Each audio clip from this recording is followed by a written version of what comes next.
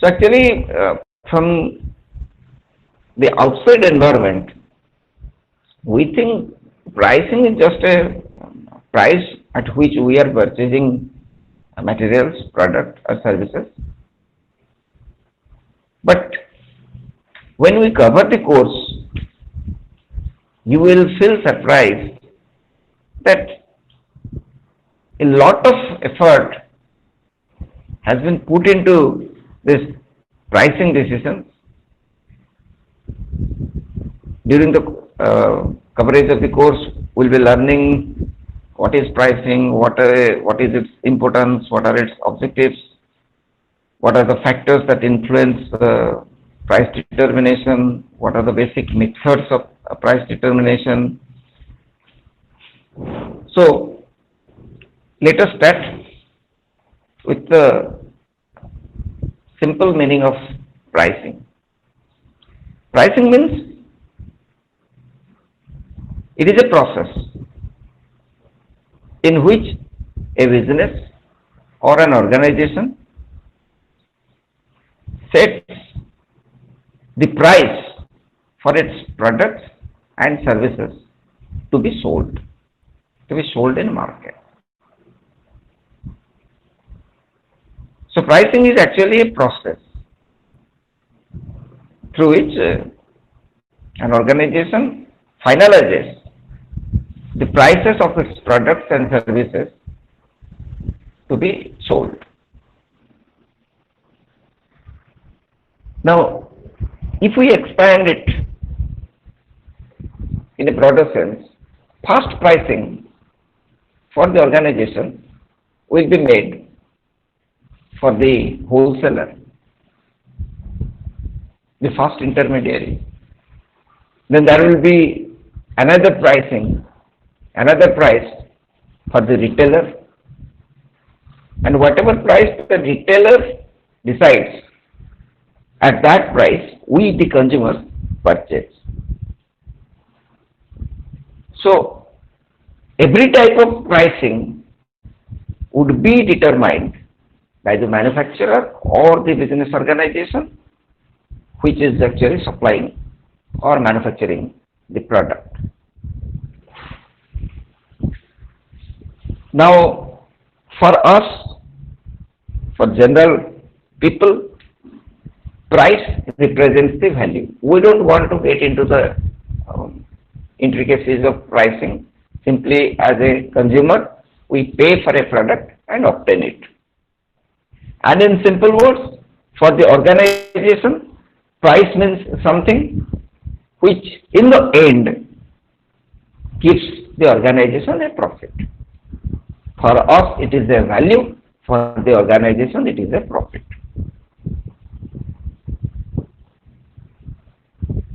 Price may be known in different terms. Well, when you are giving your apartment on lease, you are getting a rent. When you are studying in an institution, you are giving the price in form of tuition fees or school fees. When you are availing the taxi service or air service, you are giving a fare. When you are borrowing money from bank, you call it interest. So all these things, when we are paying taxes to government, all these things have different names of price. So pricing is a process which is very much important. In fact, it is the most important factor among the 4 P's for an organization.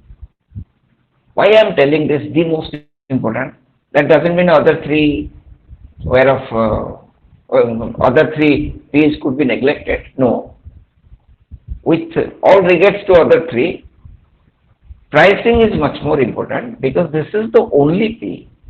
This is the only factor which generates revenue for the organization. All other P's incurs cost. For your promotion, you have to spend. For your product, you have to spend. For advertisement, you have to spend. But this is the only element which generates revenue for the organization. That's why it is more important. Now, what could be the objectives of pricing? Objectives could be of different types. One organization can be, its sole objective will be only to generate profit. In that case, it is called profit-oriented objectives. Now, profit-oriented objectives can also be divided into two parts. One is your current profit maximization, or you can say profit maximization.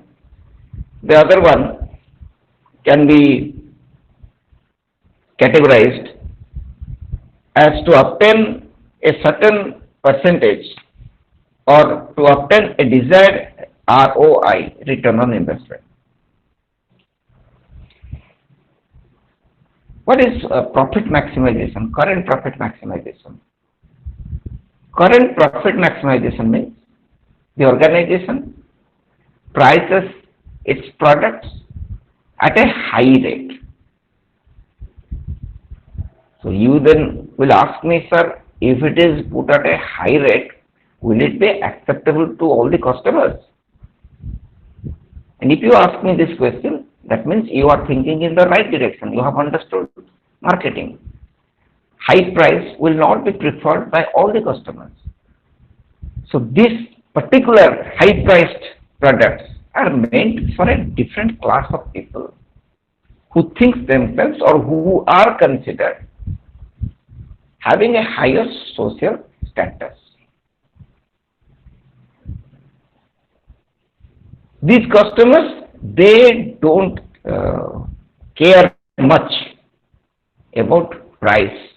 They want to possess that particular product because it gives or it adds to their status symbol.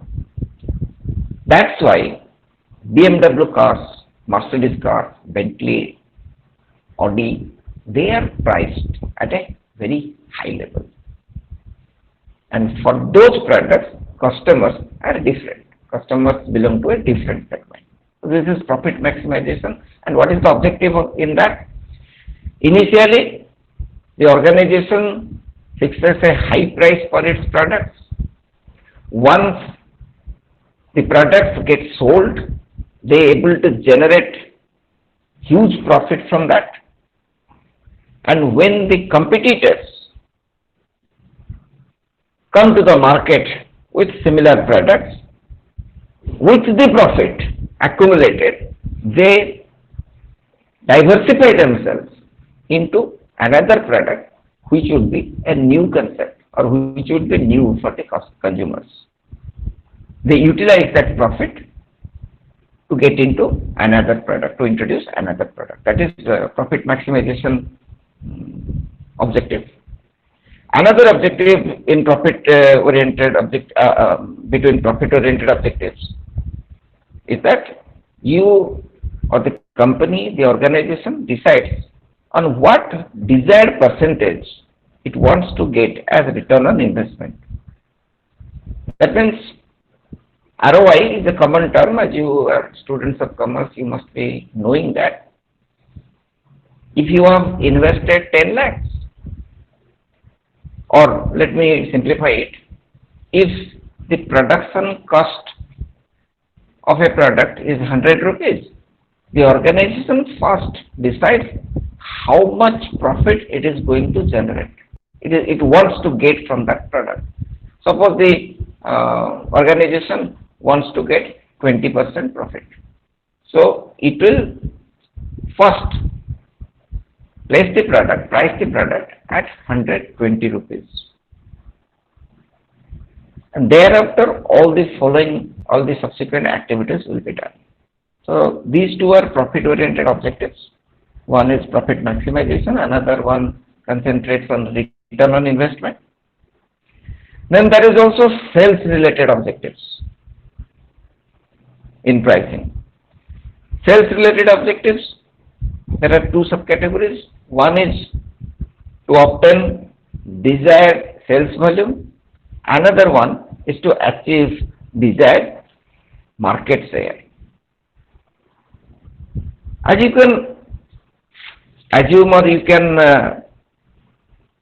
understand, obtaining desired sales volume. That means the organization wants a specific number of products or a certain number of products to be sold in the market at any cost.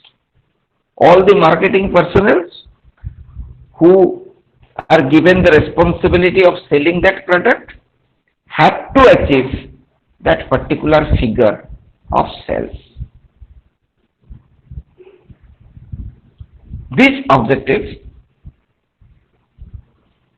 always proves to be a better strategy in the long run because, as you know, if the sales force is motivated to sell, suppose 50 units per day or 100 units per day, then they can be driven for 105 units gradually after a period of time. From 105 to 110 or 115, they can be driven. So this is one in which a specific sales volume is finalized to be obtained by the sales force. And the second one in which the objective is to acquire a desired market share, a specific market share. Actually, this is an extended version of sales volume. Let me give more clarity on that. Suppose your organization intends to sell 1000 units in a month in a certain area. And in that particular area, statistics shows that despite of selling 1000 units, you occupy only 1% of the market in the same product. So the extended version of market share says, let you try to achieve 2% of the market share in the sales of that similar products or in the sales of that particular variety of product, particular sector of product. So in that case, in order to achieve a 2% sale, you have to sell 2000 units. So this is an extended version of sales value. So two types of objectives in case of pricing we have already studied so far. One is profit oriented, next one is sales oriented. The third one is competition oriented. Competition oriented means if you want to survive in the competition, you have to decide on a price of your product which will help you to survive in the market. And another one, to prevent competition also, you can make a pricing strategy. Let me give you some more explanation on these two factors. For survival, you have to price your product as low as possible. That means when the consumers are getting plenty of options in that category, your product will be familiar to them or they will think of your product because of its price only. So the price should be kept as low as possible. And in the second case, to prevent competition, the same principle also holds good. That means again you have to fix a price of your product at the lowest possible level. Now if you can ask me, that in both the cases, low possible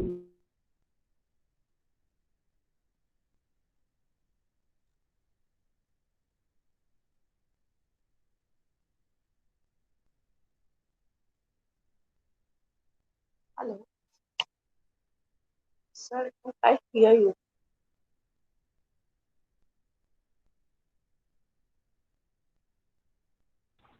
Is it? Sir, not audible, sir.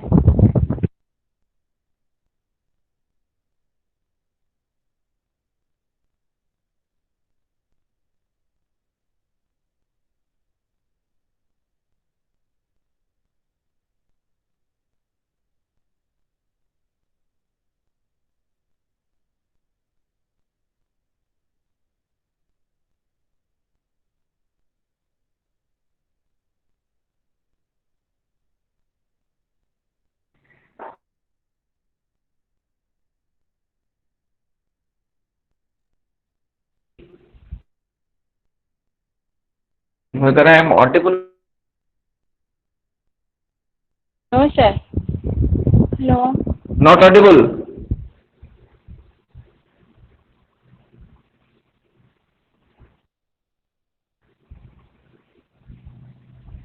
Hello.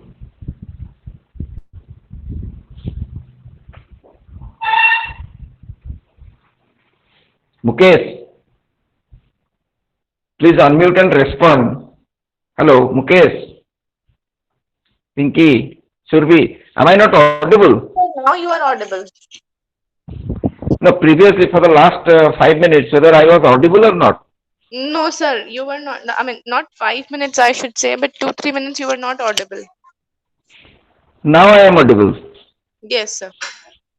So to which point I covered and you could hear me?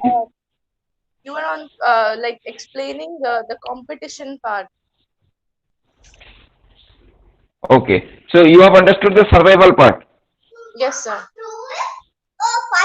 So actually, when pricing is made with competition in mind, in that case it is called competition-oriented objectives of pricing. One is for your survival, second one is to prevent competition from your competitors. So in case of survival, what happens? You enter the market, you find the market with lots of competitors, there is stiff competition in the product in which you are dealing with. There is low demand in the market. So all these factors lead to think that first I have to price my product at such a level, such a range that people should consider my product because of its pricing, and first let me survive in the market. If I survive in the market, after a certain period of time, I may change the price and can move ahead in the market. But first in this case, when the market is getting stiff competition, when the demand is low, an organization thinks of survival policy. And the second one, to prevent competition, you have to keep your price as low as possible. That means you will be offering your product at such a price that your competitors will not feel that comfortable to offer their products at the same price. So because of your pricing with almost the same features like your competitors, the price at which you are offering your product will be very much appreciated by the customers. In that way, they can choose your product and your competitors can stay away from you. Let me give you an example. When Maruti 800, nowadays it is not manufactured anymore. When Maruti 800 car was introduced, and at its price, with its minimum feature, it was so appreciated by the consumer that after it ruled for almost 15 years. Then after 15 years, when other manufacturers came and tried to manufacture cars in that particular segment for the economic class people, still then, the price and of course the service of Maruti was so tempting that despite of other competitors in the market, Maruti was still able to keep its position intact in case of acquiring market share because of its pricing. So that is to prevent competition. Then pricing could be done for some other objectives like your price leadership. Price leadership is generally applicable to the organization use brand name and price leadership. Already I have given Porsche, Lamborghini. They have their brand name. Uh,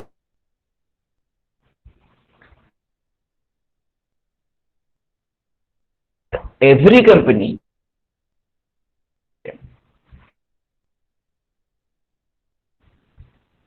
Now let us discuss about the factors that influence price determination. So price determination for determining the price of a product, value factor.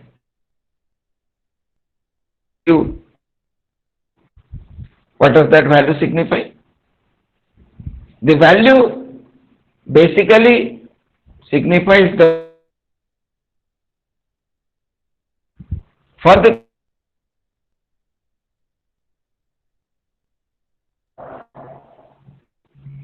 this value is governed by many tangible and intangible factors. I am giving you example.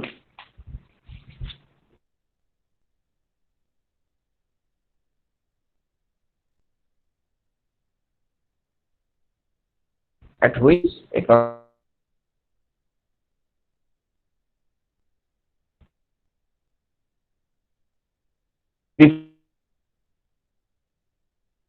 anything to be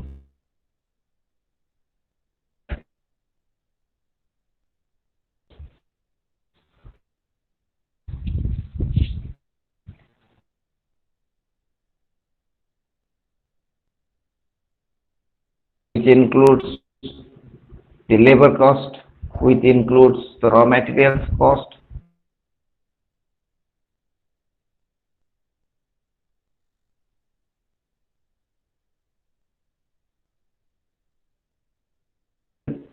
in its transportation.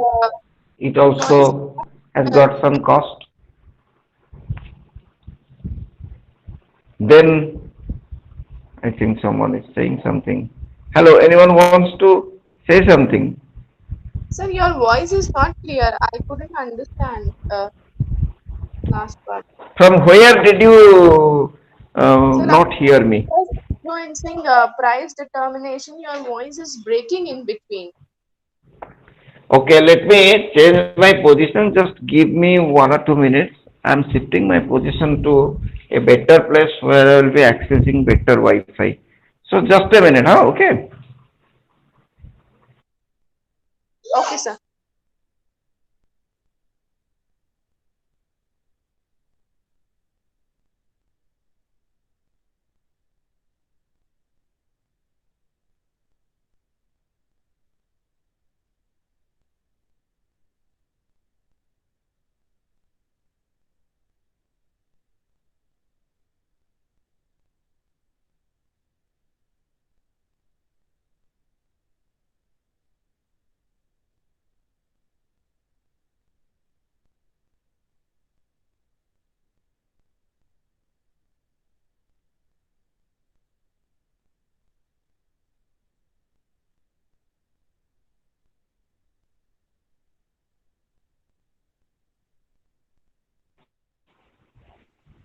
Hello. Am I audible now? Yes, sir. Now you are audible.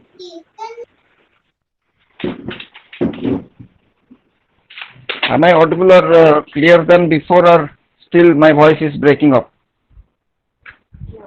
Sir, now your voice is clear. Hello. Okay, so let me take this position.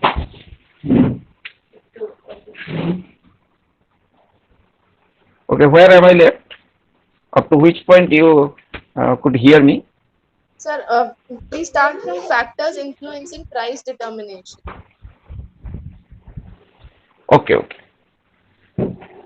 So basically there are 5 to 6 factors which influence the determination of price. First one is the value of the product. Value means the price at which the product is sold to the customer. People with their preference first go for products with standard features, and they go for those products which are priced at a low level with the minimum standard features. So in that case, the level of demand of the product sets the price of that product. It depends on one term which is called your price elasticity. Well, in order to explain price elasticity, I can give you an example. Suppose you are selling your product at 100 rupees per unit. Okay. Now, and you have, suppose you have 1000 customers of your product. Let me give you a small example. Now, due to some changes or due to the need of the situation, you increased the price. You increased your price from 100 to 110. That means you hiked your price by 10%. If your 1000 customers, they stayed with you, they didn't leave you. Suppose only 10 of them left. So 10 of 1000 means just 1% of the customer left because of price. That means you are in a state of demand which is not elastic. That means you are in a better position, and with the increase in price, you didn't lose the same proportion of consumers in the market. That means if you have hiked the price by 10%, and if you lose customers more than 10%, then you can assume that elasticity, price elasticity for your product or price elasticity of demand is high for your product. So that is actually an alarm for the organization to think. So in brief, I can explain you price elasticity means if you are increasing the price of a product by 10%, suppose, and demand falls by 5%, that means your price hike was not accompanied by more than proportionate change. That means you hiked by 10%, but only 5% customer left you. So in that scenario, it can be assumed non-elastic. But if you hike your price by 10% and 15% of your consumers, of your customers left, that means your product is highly sensitive. It has got elasticity of demand. So this is one which is added value, which is known as value of the product. Then your product costs.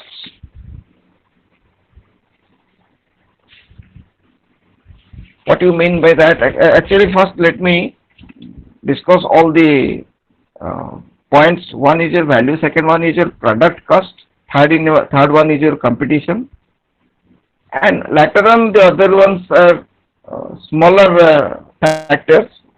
That means one is company policy, second is the government regulations. So product cost This is an important point, important factor in determining price. In price, in fixing a price to a product, there would be two limits. One is the uppermost limit, the other one would be the lowest limit. Uppermost limit is called the ceiling and the lowest limit is called the floor. So the value, that means the price at which it is sold in the market to the consumer, is the ceiling of that product. That means that would be the maximum price which could be attached to a product. And this product cost acts like the floor on which the room or the roof will be built. Product cost means it is the cost which is incurred during the production of a product. These costs are basically divided into two parts. These two parts combinedly make the product cost. One is your fixed cost, another one is your variable cost. Fixed cost means the costs or the expenses you have already made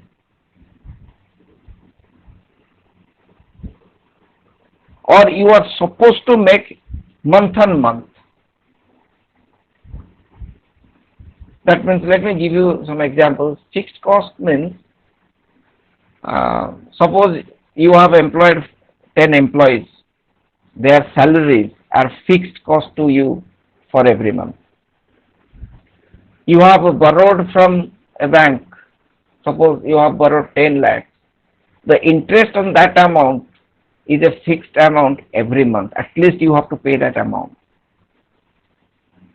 Whether you work 30 days a month or you work 20 days a month, these costs will never change. These are fixed costs, like the bank interest, giving interest to the bank, like the salaries of your employees, like the minimum maintenance on your machinery. These are fixed costs. The significance of fixed cost is that whether you work for 10 hours or you work for 6 hours, these costs will not change. That means your house rent will not change. Your interest amount per month to the bank will not change. The salary of the employees will not change. And when you talk about variable cost, these costs have got relation with the level of production. If you produce more, these costs will go up. If you produce less, these costs will go down. Then what are the costs that are included in variable costs? One is your raw materials. If you produce less, you will be needing less raw materials. If you are producing at a large scale, you will be needing more raw materials. So that will incur you more cost. Similarly, your machine will consume more power if they run for a longer period of time. So these are called variable costs. That means these costs will vary as the production goes higher or drops down. So taking into account these two costs, the pricing of a product is done, which is known as product cost. Thereafter, other factors are added to that product cost to determine the price of the product. In this regard, there is another approach which is called average total cost. Why this term evolved?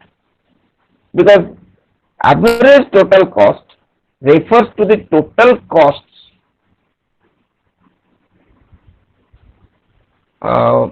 incurred during the production of a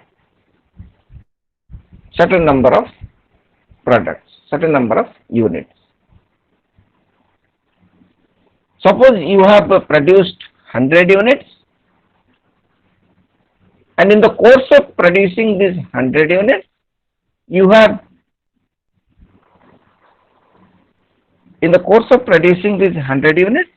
incurred an expense of 10,000. That means on an average, your production cost becomes 10,000 divided by 100, which comes to 1,000, which comes to 100 rupees per unit. So that is the average total cost which is taken into consideration while determining the price. Next factor is competition. There are many types of competition in the market. As per the competition, you have to determine the price. So competition contributes or affects the pricing decision of a product. What are the types of competition that can be seen in the market? One is your perfect competition, also it is called pure competition. Perfect competition or pure competition means there are many buyers in the market, there are many sellers in the market, and the products are also plentifully available in the market. So the prices of all the products from different manufacturers or organizations are priced at a very competitive level, so that consumer will not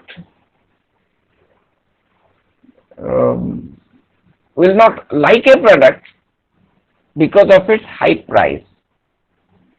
All the products are available to the market by different manufacturers, and plenty of buyers are there, so the pricing has to be done in a very competitive way, so that if any customer wants to change his previous product, he can opt for your product. Then there is another type of market competition can be observed, that is called oligopolistic competition. Oligopolistic competition means there are many sellers in the market, and each seller, some of the sellers, let us assume that in the oligopolistic competition there are 10 competitors or 10 sellers in the market. Among those 10 competitors, 6 competitors are having good market share, almost equal market shares of, let us assume, 10% or 12%. And other competitors, they have only 6% of market share or 5% of market share. Now in this oligopolistic competition, what happens? Those players, those sellers who have 12 to 15% of market share individually,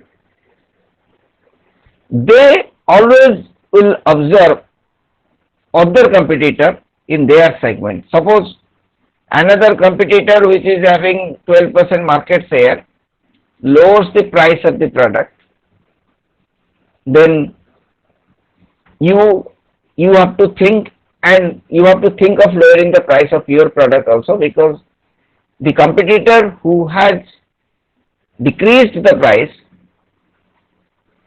is a player like you.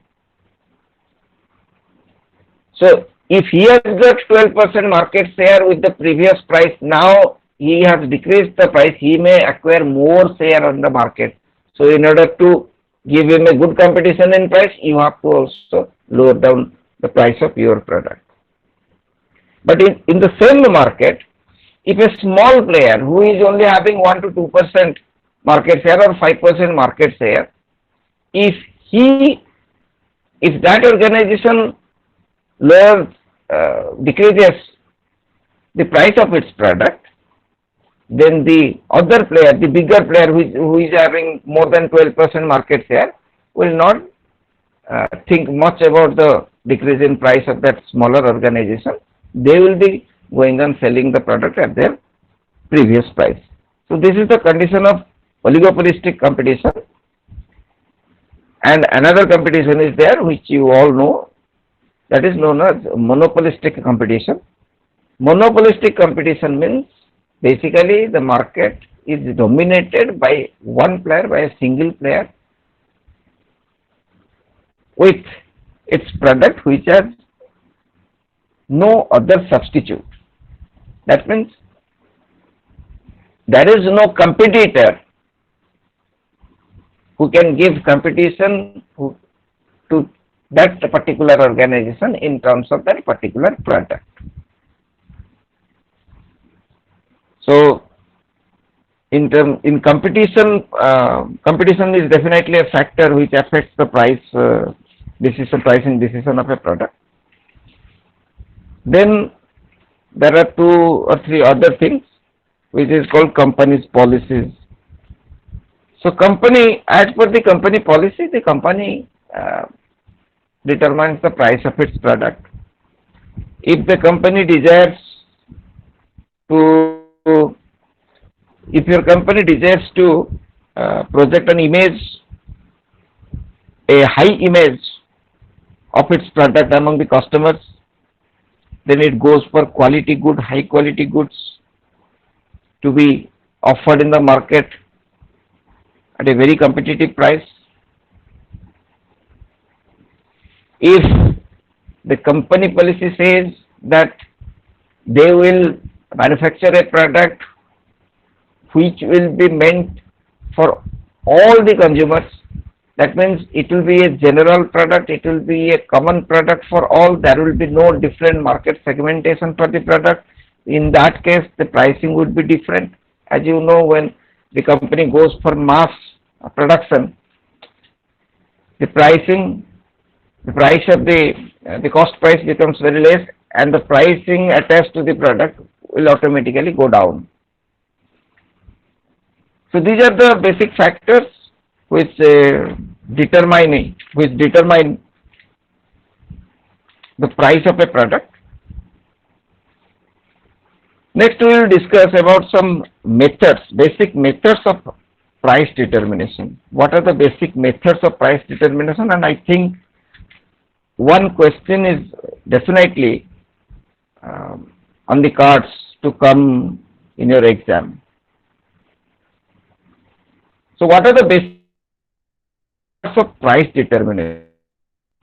Till this point, I want to know whether I was understood or not, and continuously after your complaint of not hearing me clearly, after that particular point till now, whether I am clearly audible to you or not.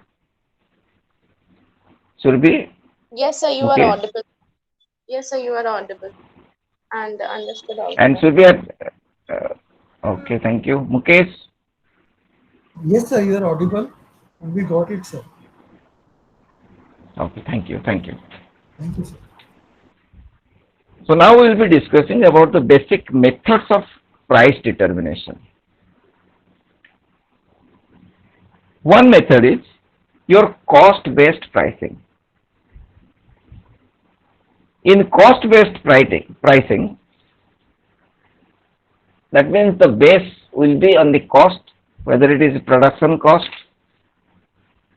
Obviously, it would be production cost, on which basis, after adding certain things, they will determine the price. So cost-based pricing method means it refers to the practice of setting a price of the product on the basis of its cost of production. So there are 2 methods of cost-based pricing. One is cost plus pricing, and the other one is known as break-even analysis pricing. What is cost plus pricing? This method is adopted by most of the organizations, and this is actually, and for all the smaller organizations, because this is a very simple way to determine the price of a product. Cost plus pricing means, first you have to determine the production cost of a product. Then you have to add the other subsequent costs like your packaging cost, your distribution cost, transportation cost, your advertisement or promotional costs. Similarly, your fixed costs, your administration costs. So all these costs will be taken into account, and that will determine the total cost for manufacturing certain unit. Let me give you an example. Suppose you have manufactured 1000 units. Your total manufacturing costs become, let us assume, 9 lakhs. Your packaging, transportation, sales, promotional activities, those costs incur up to, let's assume, another 3 lakhs. Your administration cost is 1 lakh. So in total, you have spent 13 lakh rupees to produce those 1000 units. So after taking all the expenses into consideration, we have found out that we have incurred 13 lakh rupees in the process of producing 1000 units. So when you divide 13 lakh with 1000, you will be getting 1300 rupees per unit. That is your manufacturing cost, that is the cost of production for your product. Because cost of production doesn't always mean only when the product is produced in the operating section. It needs to be packaged, it needs to be transported, it needs advertisement for its sales. So when you found that your unit cost per product is 1300 rupees, now you can add either a certain percentage or a certain amount to get as your profit. Suppose it is 1300, you have decided that I want to get at least 10% profit on this product. So you add 10% of 1300, that means 130 rupees to that product, and your product will come to the market or come to the wholesaler at 1430. Thereafter, you will decide what percentage your wholesaler will get to deliver it to the retailer and what percentage the retailer will get when the retailer will be delivering it to the consumer. So after getting the cost of production, the cost per unit, the profit margin is added. That is, added means cost plus. That is why it is called cost plus pricing method. It is very common method. Now the second method is break-even analysis method. What is break-even analysis?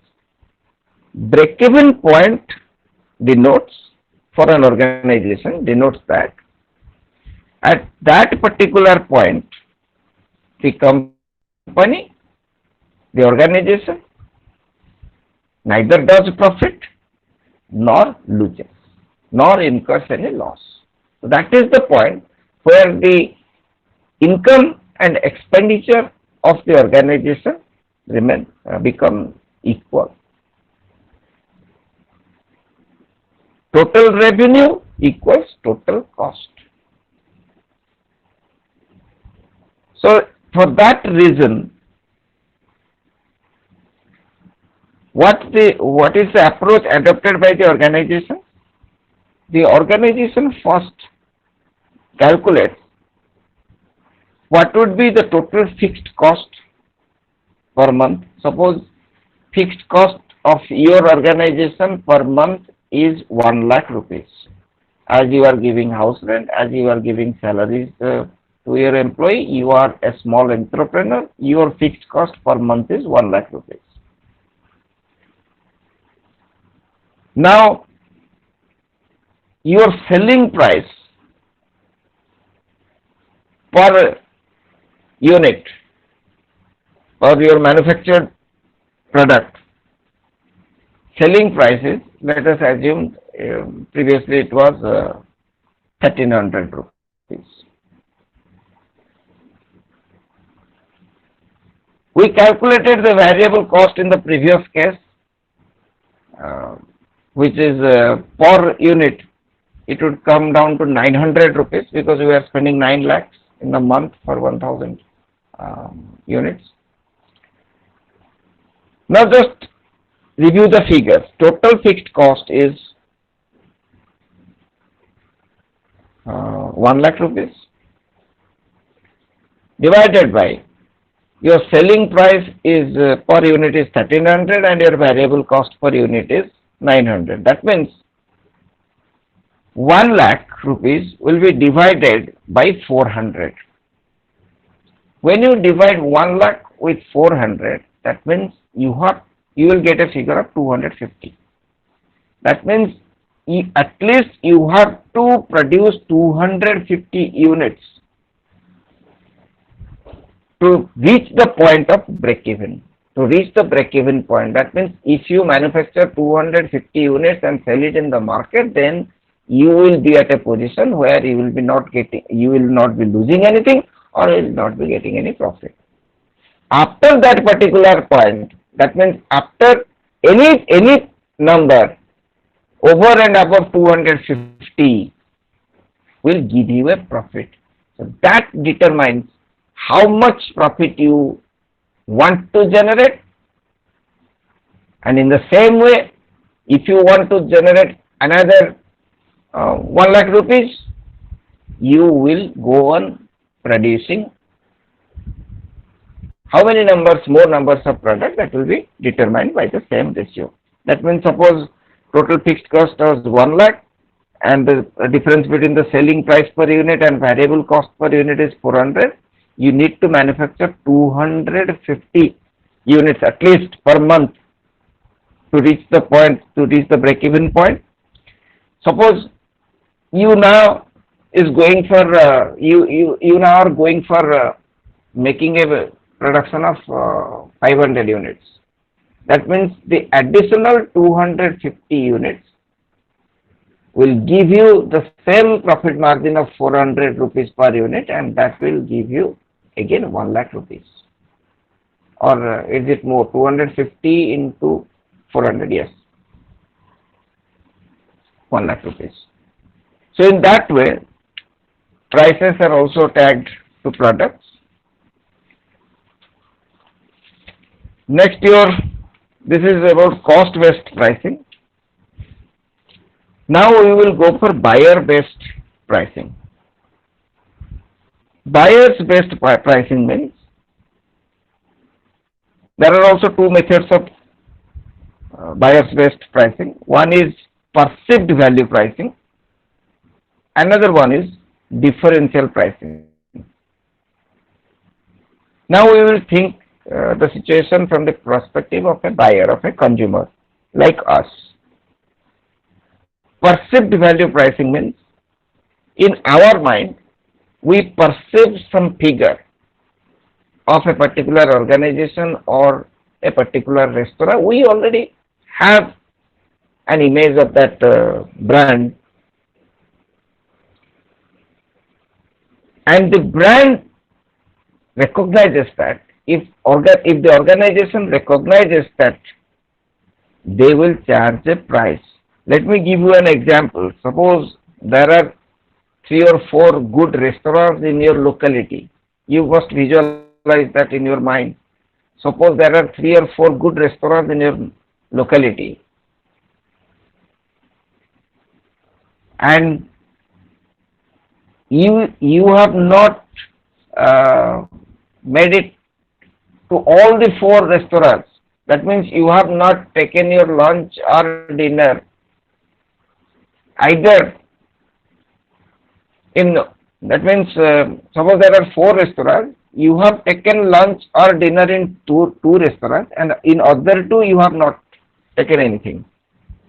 Still then, if you perceive them as quality restaurants, then what price you have paid in the 2 restaurants in which you have already your lunch or dinner, you must have perceived the same price range in the other 2 restaurants, because as per you, they are more or less belong to the same category. So that is called perceived value pricing. If the restaurant itself thinks that yes, I belong to the same category as the Royal Plaza restaurant, then I must charge a price more or less in the same range. Otherwise, I will lose my value. I will lose my image in the minds of the consumers. So that is called perceived value pricing.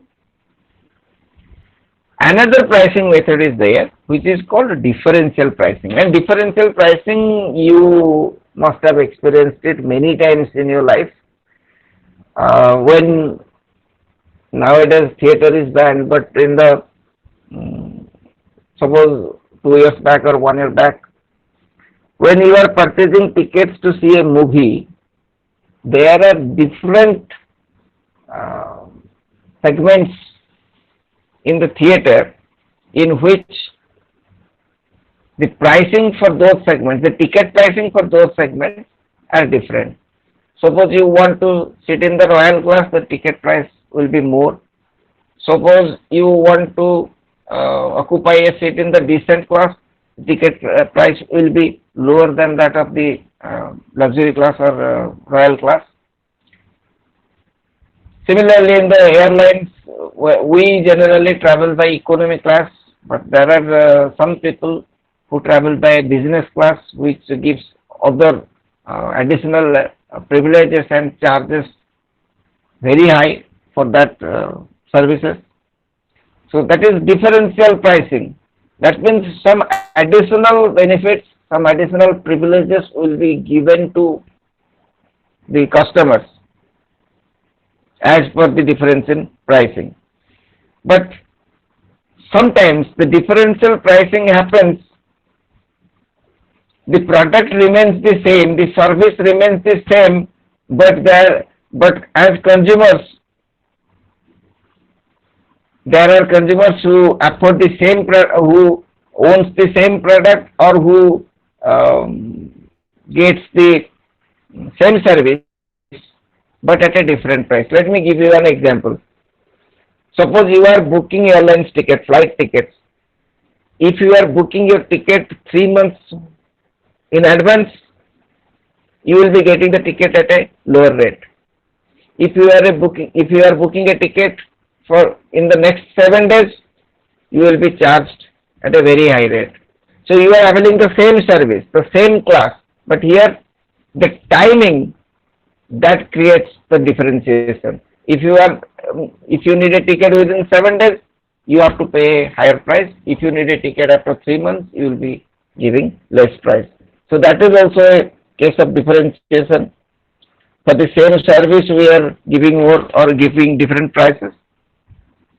Similarly, if you consider place-wise, the place-wise, the same cold drinks, soft drinks you are purchasing from the stores or from the shops near your house at a price, but the same cold drinks you will be giving more price in a star hotel. The same cold drinks you will be paying more for that in a airport. So the soft drinks remains the same, but we have to pay different prices because of its place. So that is differential pricing strategy. This factor, the place, the time, these factors also affect pricing. So this is all about your factors that affect pricing. There are some other factors also which is called competition based pricing. You can once you read that particular base, you can understand. There is nothing difficult in that. Let me briefly tell you that one is going rate pricing. In competition based pricing, there is one pricing which is called going rate pricing. The other one is called scaled bid pricing.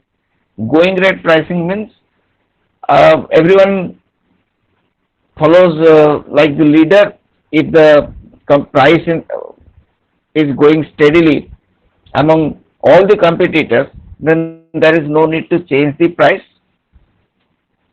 It does not change the price when the demand for its product or the product costs change.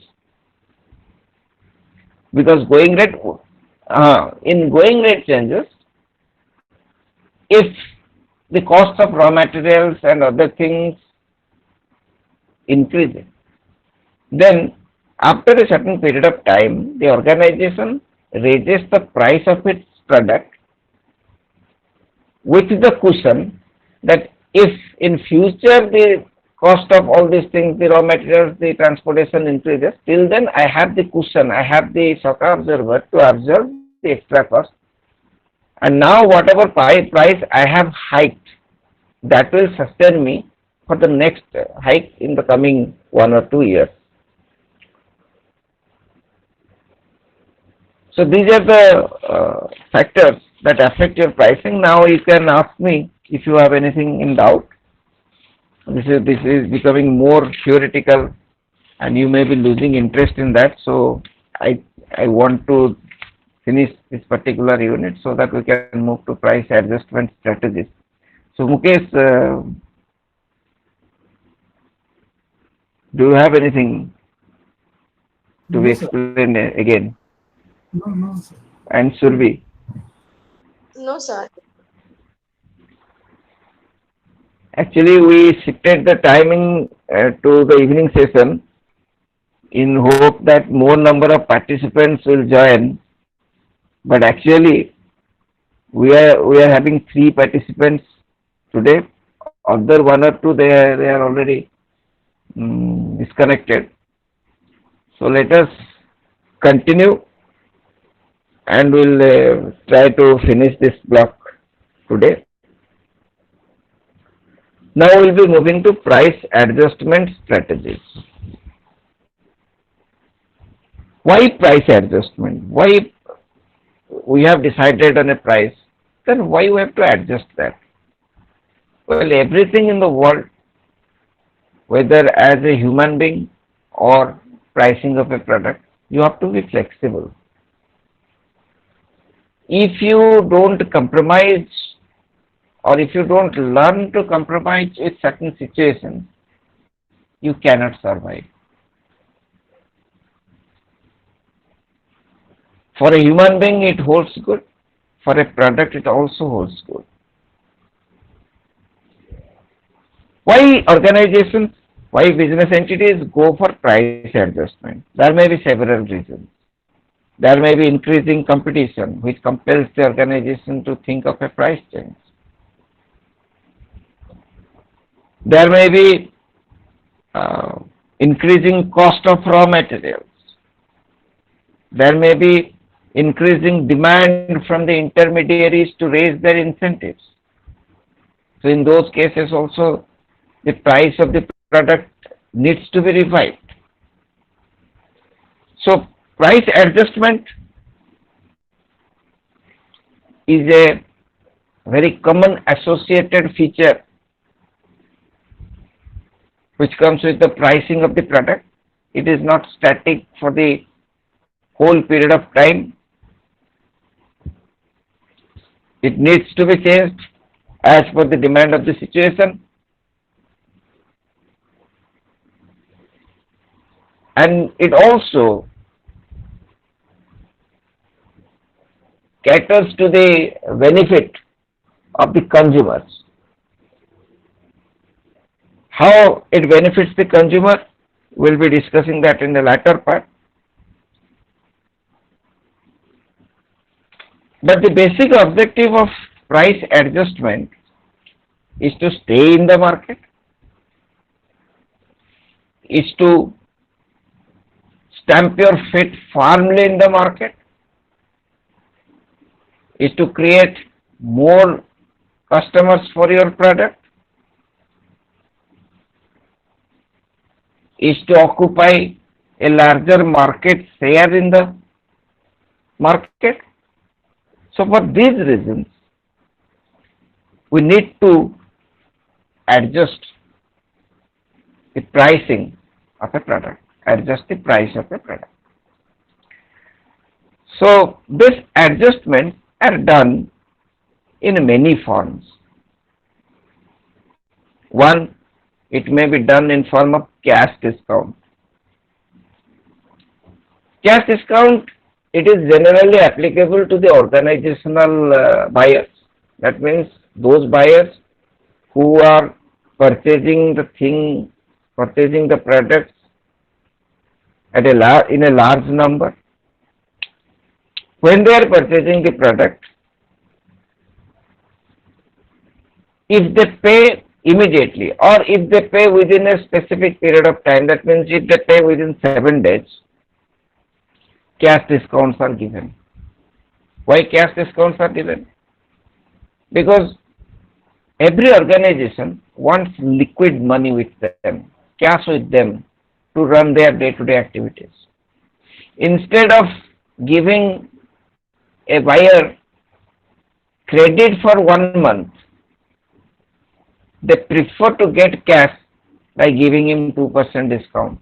And also for the buyer, it proves to be fruitful, it proves beneficial, because for the same products he would be paying after 30 days, but if he pays before 23 days, that means within 7 days, he will be getting 2%, and that 2% matters because that 2% he can utilize for procuring raw materials or expanding his business.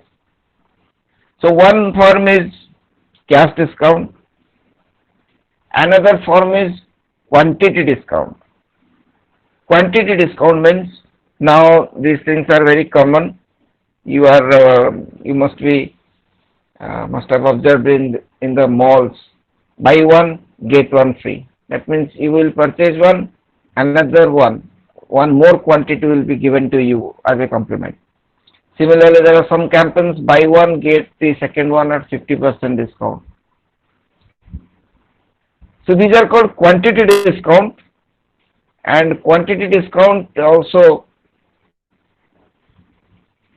represents your cumulative and non-cumulative discounts. That means, let me give you an example.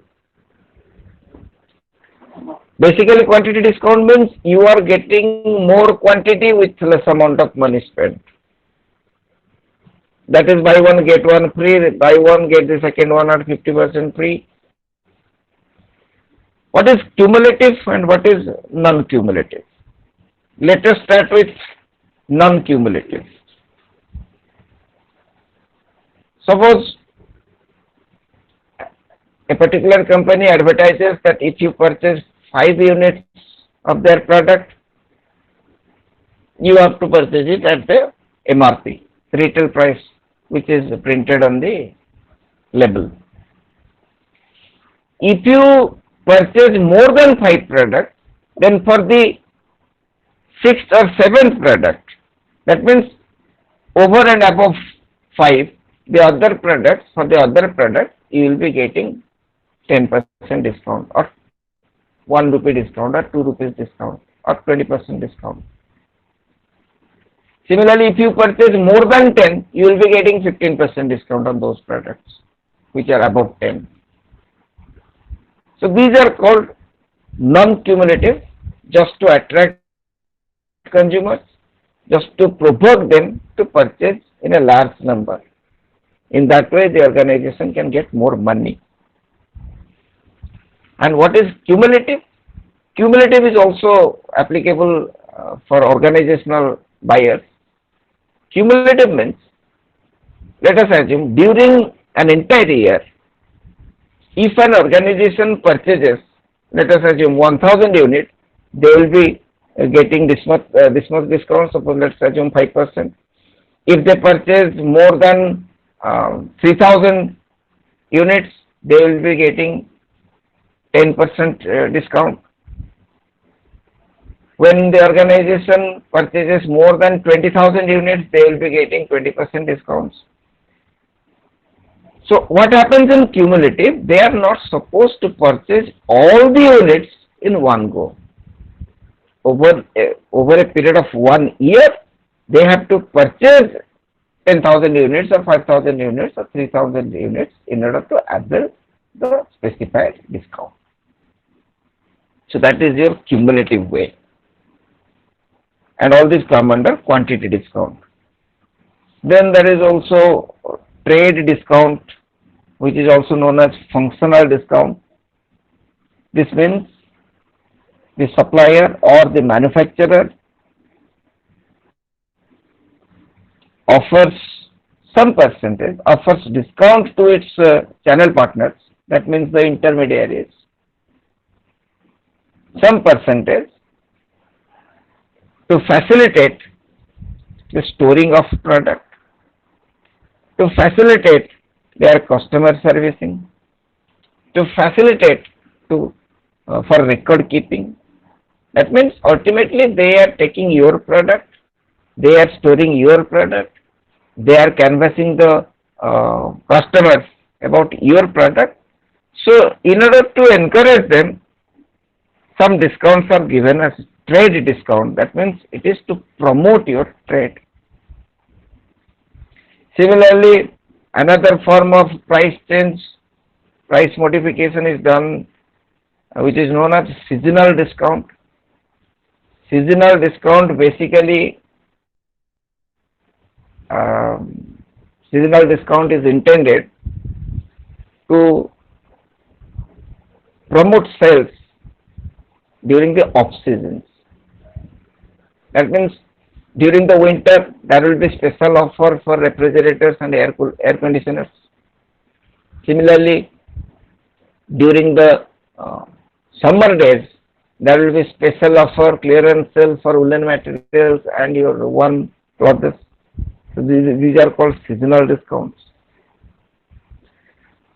So these are some of the forms through which price adjustment is done, price modification is done. Objective remains the same, to stay firm in the market, to stamp your feet firmly in the market. Then we talk about when you talk about the pricing, some organizations, they adopt geographical pricing strategy. What is geographical pricing strategy? Geographical pricing strategy means deciding the price depending on its location, depending on the distance from the customer. Let me give you an example, geographical pricing. Suppose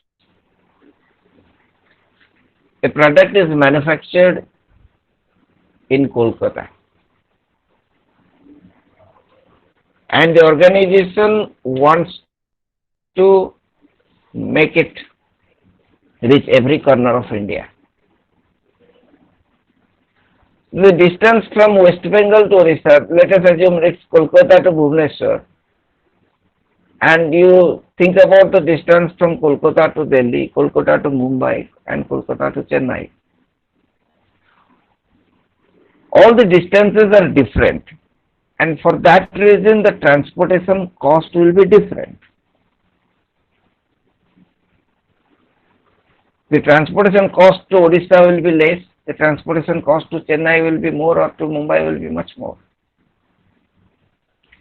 So keeping those things in view, pricing strategies are adopted. And under this column, you will be having different pricing strategies, which could start from uh, origin pricing to uniform delivered pricing to zone pricing to basing point pricing. So let me discuss two or three of these. One is your origin pricing, which is known as FOB or free on board. Free on board is a term which is also used in export. Free on board means as a manufacturer, you took the responsibility to make your product available at a certain point, and up to that point, whatever cost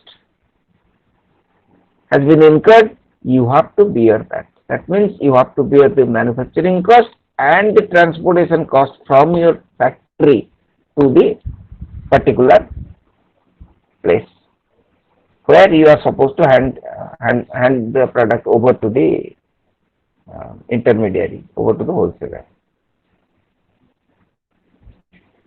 Thereafter, all the incidental expenses will be borne by the intermediary, by the buyer, by the purchaser. That means from that place, if the purchaser wants to sell it across the state, he has to bear the transportation cost. During the transit, he has to bear the insurance cost. So, the origin pricing, this is also a strategy adopted by the manufacturer that yes, we first will hand over the product to the intermediary. Till that point, we have spent this much, we want this much as profit, and thereafter the middleman, the intermediary, will have a range within which he has to operate. He has to sell to the retailer so that the retailer can also get a profit and sell it to the consumer. But depending on the distance, the transportation cost will be different. So the pricing, the price of the product at different places will be different. It will be different for different states. This is one strategy. Another strategy is uniform delivered pricing, which is also adopted by many of the organizations. Uniform delivered pricing. That means the price will remain the same throughout the entire country. How does it happen? Now, from the point of production, they calculate the maximum transportation cost to the most distant place. Suppose it is manufactured at Delhi, the most distant place from Delhi will be Kanyakumari. So what would be the transportation cost? And the comparatively nearer one in Punjab, what would be the transportation cost?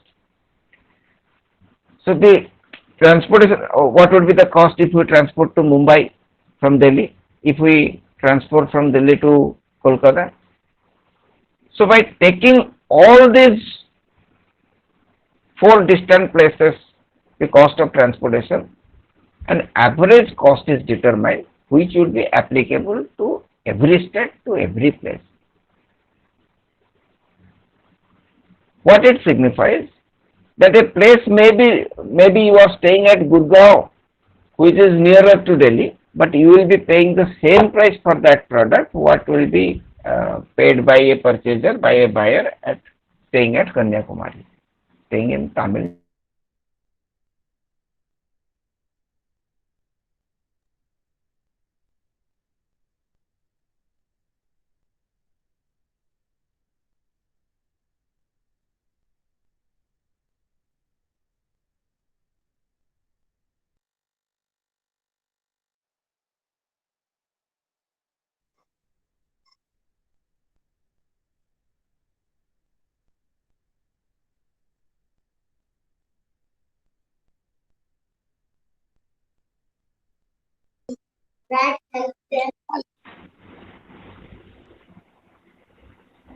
Hello, I was disconnected for some time. Where I was disconnected. Okay, Sir, even I was disconnected, so I don't know where did you disconnect. till which point you heard me? Sir, FOB origin practice was done, sir. FOB, Was done, sir. FOB pricing. Was done. Okay. It was complete, sir. A uniform delivered pricing? Now we are doing uniform, sir. Okay then. So uniform delivered pricing means you have to determine a price of the product which will be sold at the same price throughout the country. That means you have to standardize the price. You have to take the transportation cost. You have to consider the transportation cost of your product to the farthest place and also to the nearest place. And by taking an average transportation cost, you can add that cost to the cost of your product and assign a price at which it will be sold throughout the country. In this case, what happens in uniform delivered pricing? Suppose you are having a unit at Delhi. People staying at Gurgaon, which is much nearer to Delhi, will be paying the same price for your product, which is paid by the consumers in Tamil Nadu. That means the consumers at Tamil Nadu will be benefiting more because they are staying at a very distant place, but they are paying less. And for people of Gurgaon, although they are staying nearer to you, still then they are paying more for the transportation. So that is, but in order to maintain an uniformity, this process is adopted. This strategy is adopted.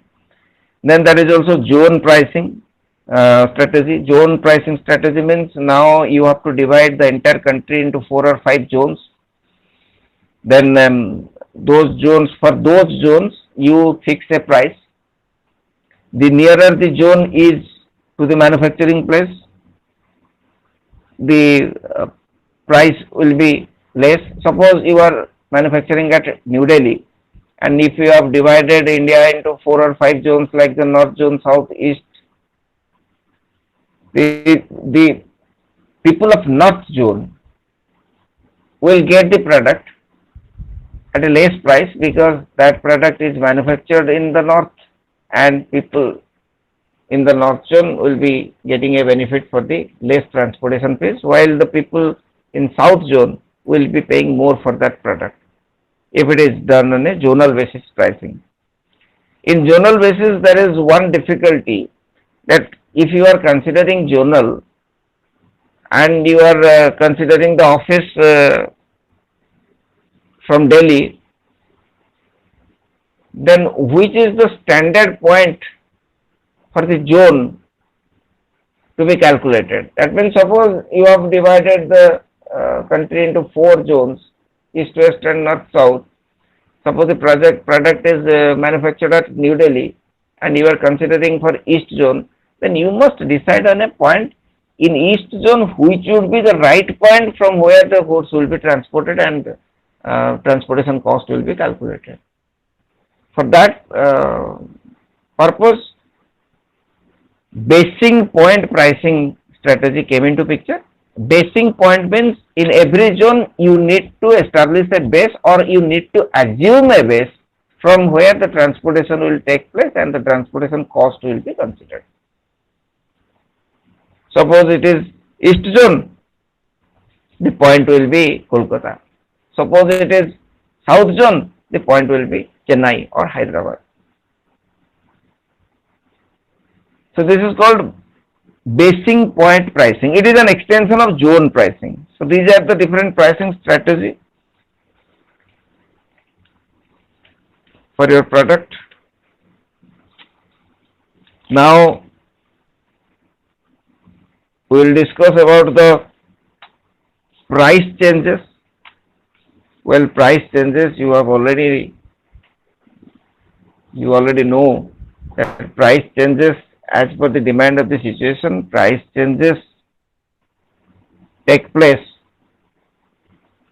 either to stay in the market or to improve your market share or to satisfy your customers. So the same thing is repeated in price changes, so I don't need to go through that again. Rather than we must know a new thing, how to price a new product or how pricing of a new product is done. Pricing of a new product, when a product is supposed to be introduced in the market for the first time, pricing for the new product is done in two ways. One is your market skimming way, another one is market penetration pricing way. So what is market skimming pricing? Skimming, as you know, skimming means to derive the main, derive the gist, derive the main content. The main market skimming means you will derive maximum benefit from the market by this pricing. How you will get maximum benefit from the market with the pricing? What we discussed at the very beginning in today's class, some organizations, they put their product, they assign a very high value to their product. Those products are meant for a special class people,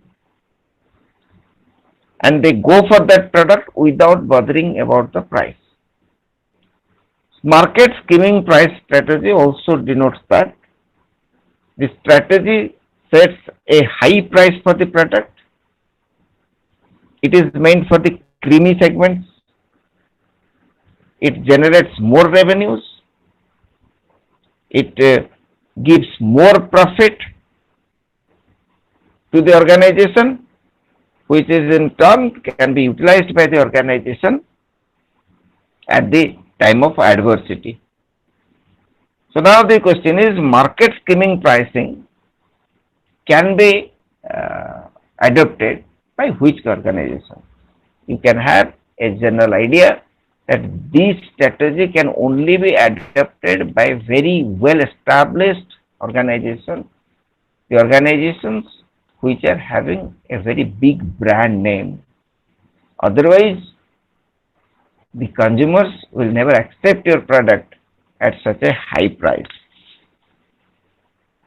The second one is market penetration pricing strategy, which is adopted by most of the organizations which are not so well established in the market. Market penetration pricing means setting an initial price as low as possible to penetrate the market. Setting a price which will be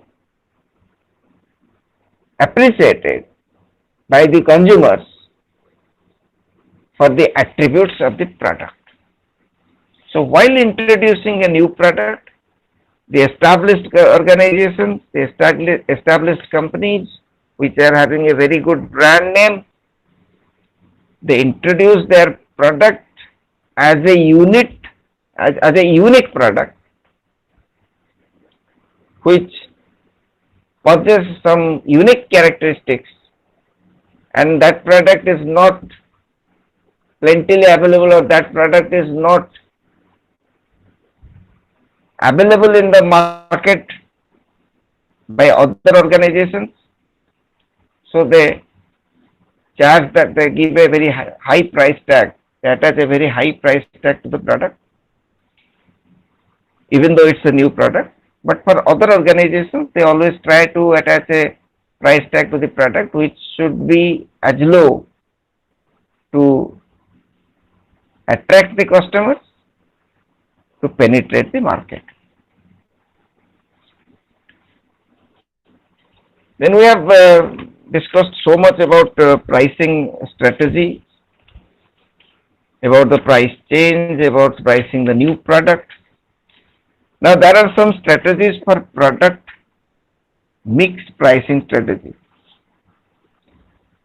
Product mix pricing strategies, you can go through that. It's a theoretical one. Yesterday we discussed about product line. If you have remembered product line, then you can understand this product mix pricing strategy.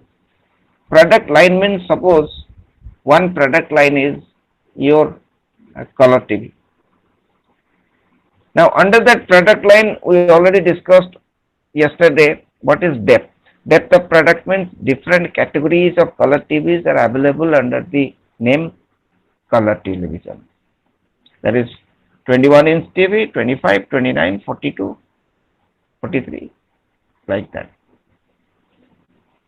So for every different category, every different versions of that product, the organization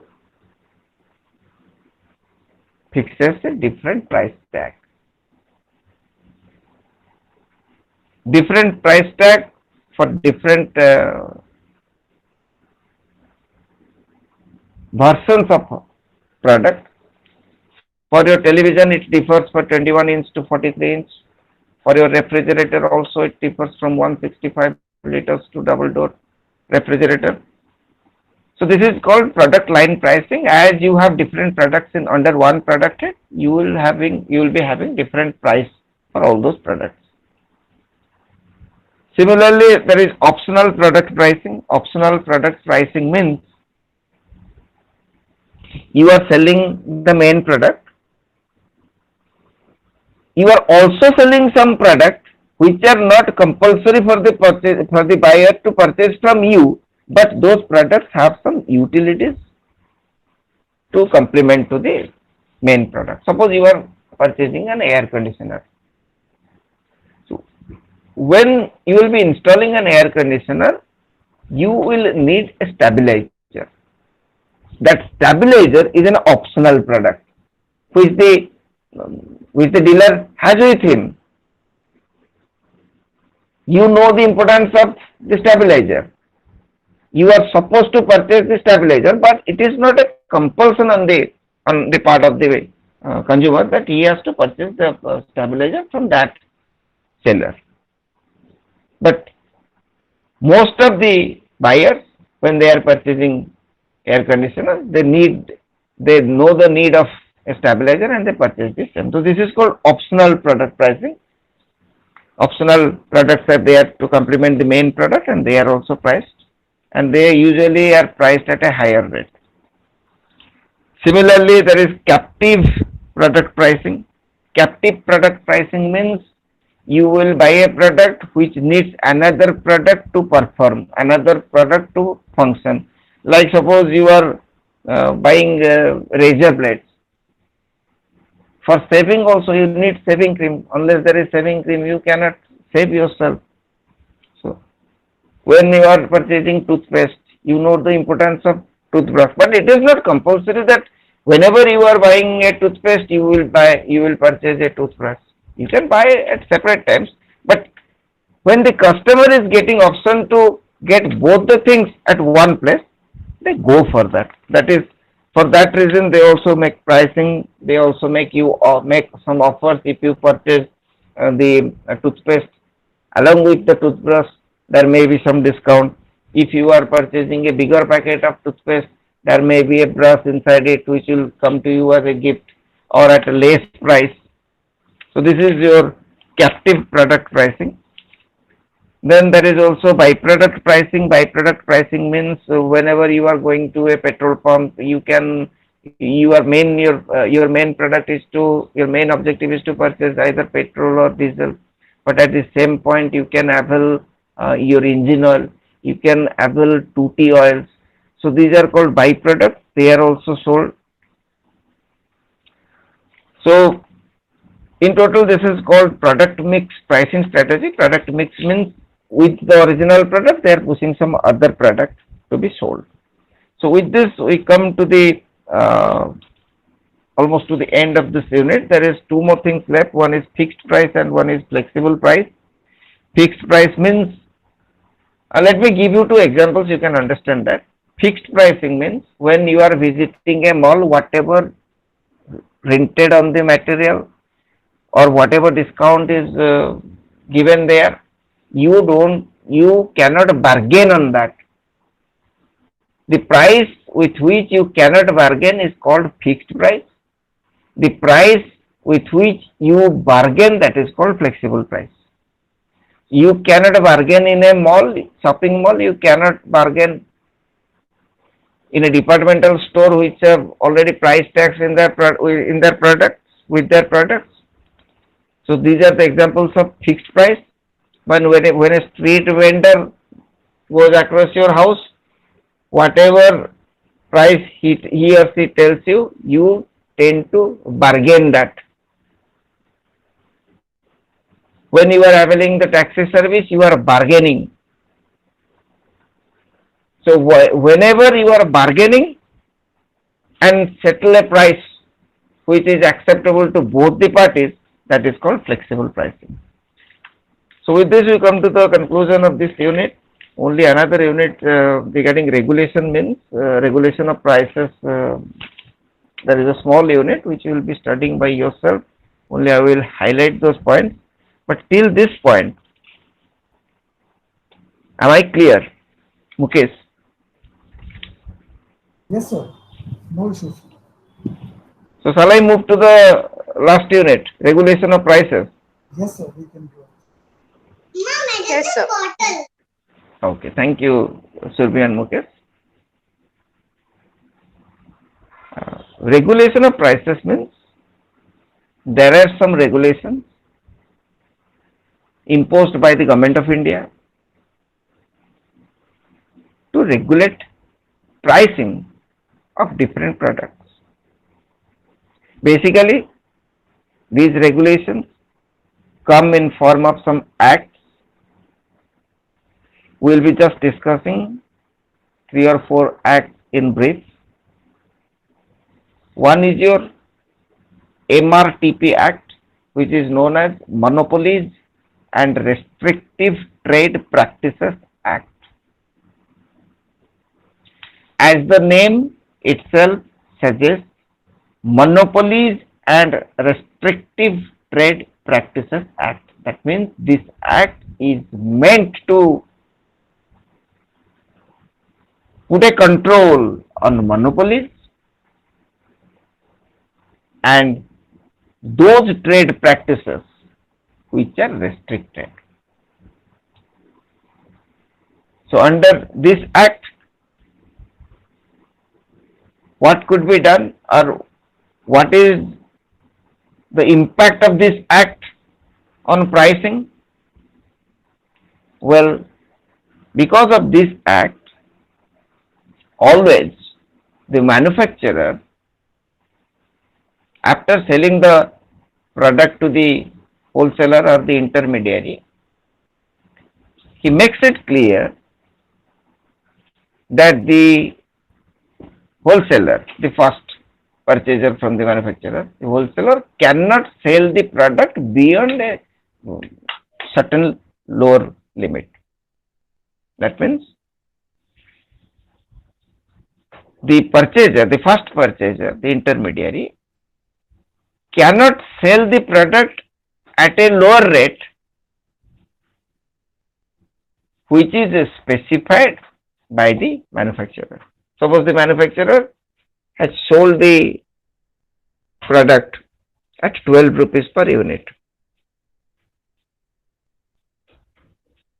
So the intermediary cannot sell the product less than 12 rupees.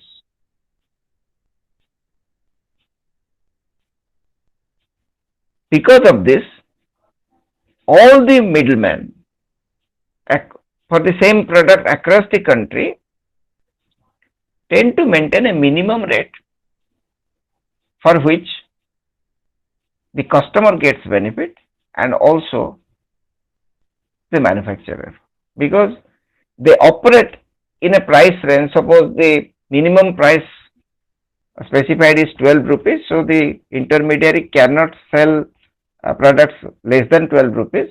And if the MRP is 16 rupees, that means they have a margin to operate between 12 to 16. This act actually regulates that, because in business many things take place.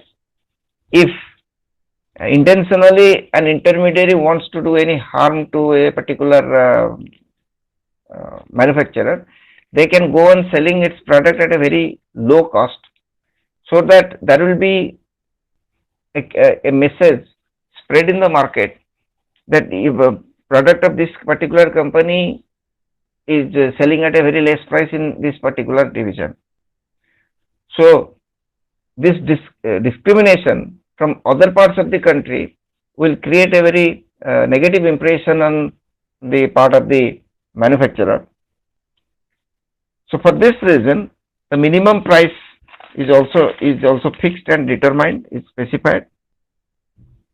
Then also MRTP, this act prevents price discrimination. Price discrimination means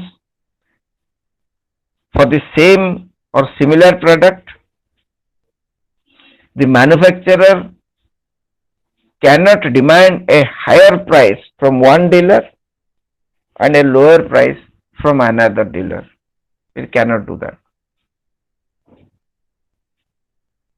In that case, this act will hold the manufacturer as culprit and can do proceedings.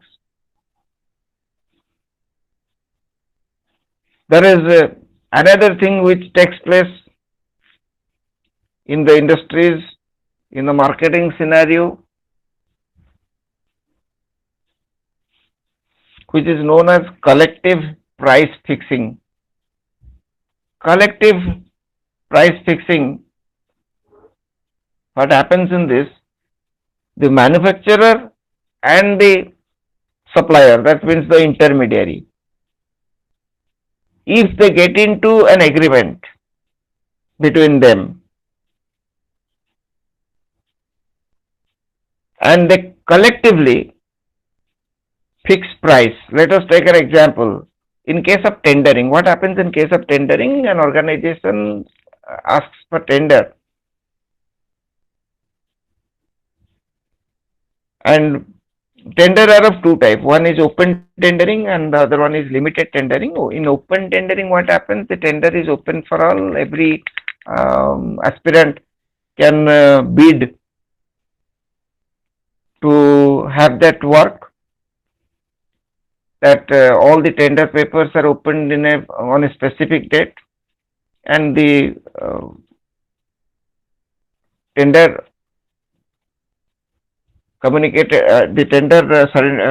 deposited by the particular supplier who will be charging less will be given that tender in open tendering.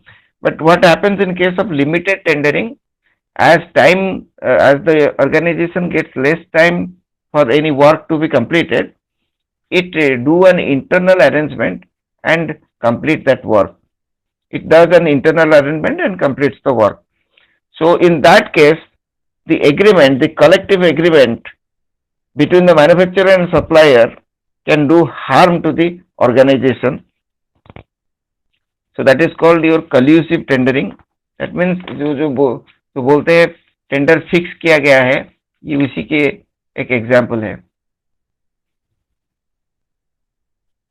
So collusive trading, that is also like collusive trading, there is also collusive bidding. Here also there is coalition between the supplier and the manufacturer. These are actually illegal practices which the MRTP Act intends to control. There is another thing which is called predatory pricing. Predatory pricing means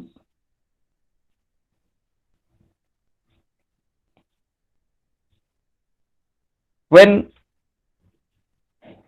a larger organization is operating in the market, it is almost doing a monopoly. and another organization comes into picture with the same range of products or with the almost similar products and offering them at a lower price. So what happens in this case? The bigger player who has by the time has earned a lot of money would put their or would offer their product at such a low price that people will always be eager to go for those products of the already established brand at a low price rather than going for a product of a new company at a higher price. The objective in this pricing is to totally get the new company vanish from the market scenario. This is called predatory pricing. Predatory pricing is done to make small competitors vanish from the market scenario. So like this MRTP Act, there is another act which is known as Consumer Protection Act. As you know, Consumer Protection Act is meant for the protection of interest of consumers whenever they feel cheated, whenever they feel that they are not been given proper service, they can approach the court, and this Consumer Protection Act help them. If anyone charges high prices from them for a product, if anyone doesn't deliver them the promised service as per the service charges. So more or less Consumer Protection Act also does the same thing as MRTP, Monopolies and Restrictive Trade Practices Act. There are some other acts also which facilitate the facilitate the preservation of interest of consumers and helps to regulate the price of products. One is your Essential Commodities Act. As you know, essential commodities, some traders, some stockholders at the time of adversity, when the supply becomes scarce, they try to sell the essential commodities at a very high price to earn profit. So these things are restricted by the Essential Commodities Act. Similarly, because some essential commodities, when you hear that price of potatoes have gone up, price of onions have gone up, so the government intervenes in that case to put down that price, so that these essential commodities can be made available to all the people. Similarly, to help the farmers, crops like paddy, sugarcane, they come under essential commodities. In healthcare, milk comes under essential commodities, and the price of these commodities are kept under control. Similarly, the life-saving drugs, the price of these life-saving drugs, the important drugs, comes under the Act, Drugs Control Act. So these acts basically intend to control the price of products and to give the customers a good value for their money. So with this we come to the end of this unit. Towards the end it became a bit hectic. Still then, Mukesh, is it satisfying today or it felt very bored for you? No, sir, it is very much satisfying. I could understand a lot of things. But now the MRTP Act is repealed by Competition Act, no, sir? Yes. So there is, will there be any question on that thing? But yes, there is a question. It means separately we have to deal with the things like collusive tendering. It is happening also nowadays, cartel and all. Yes. We So have to- Mukesh, I'm giving you a small assignment for tomorrow. Sir, you will just speak for 2 minutes on the Sir. new act which has replaced MRTP. Okay? Competition Commission of India Act. Yeah. You Yes, just sir. have to speak for 2 minutes, Right, and sir. it will benefit others also. Right, sir. Right, sir. Okay. So that much for today. Thank you so much, Mukesh, for being with me, and thank you others for to be Thank you. present in this session. Thank you so much. Thank you so much, sir. You're most welcome.